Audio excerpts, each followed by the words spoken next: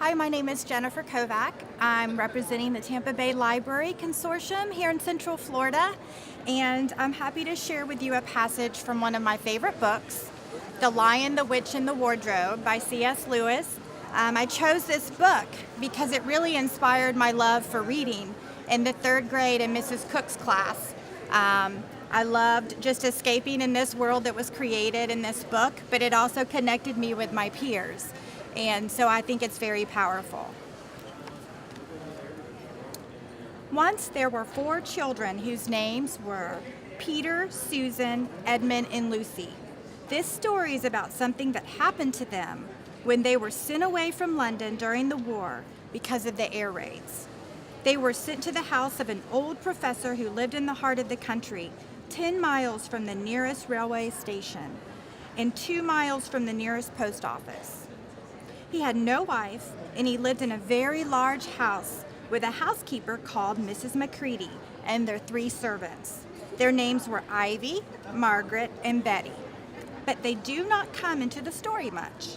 He himself was a very old man with shaggy white hair which grew over most of his face as well as on his head.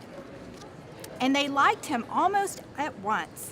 But on the first evening, when he came out to meet them at the front door, he was so odd-looking that Lucy, who was the youngest, was a little afraid of him. And Edmund, who was the next youngest, wanted to laugh and had to keep on pretending he was blowing his nose to hide it.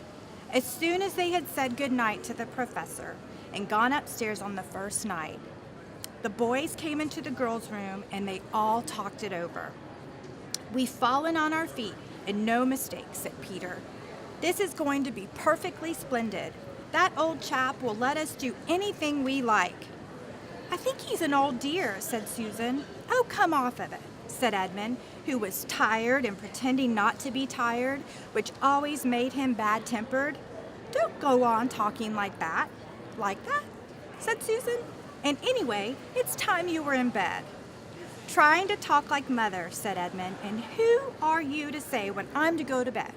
Go to bed yourself."